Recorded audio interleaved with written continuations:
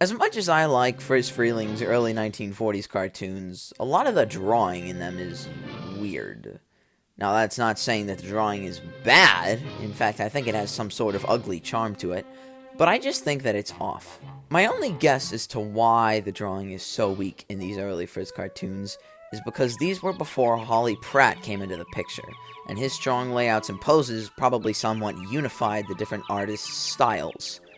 You'll notice the weaker draftsmanship starts to fade out of the Freleng cartoons around the 1945 releases, and that's when Pratt came on as a layout man, so it all makes sense if you look at it on the timeline.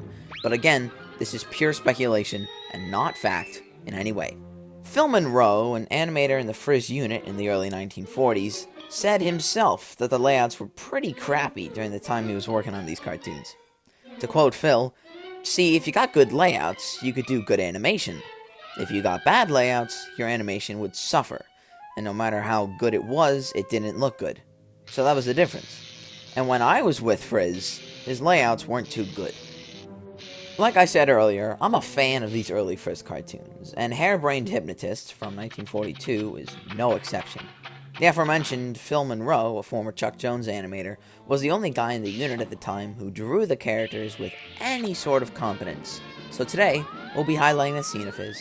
Monroe's animation was shot on twos, meaning that each drawing was held for 2 frames as opposed to 1, giving his work a unique and choppy look. I bring the point up in Anthony's commentary on this cartoon that this technique leaves some frames held on the screen for longer than they should be. Let's take a look at these frames together, So without further ado, I give you Phil Monroe's wonderfully funny work from 1942's The Hare-Brained Hypnotist.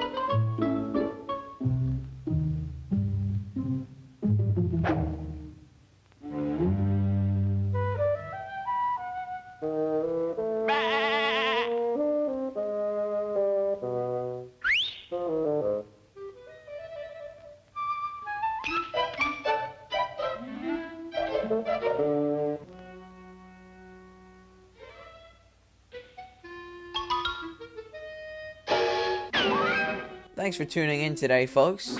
Unless you couldn't already tell, you'll be getting these videos twice a week from me, once Monday and once Friday.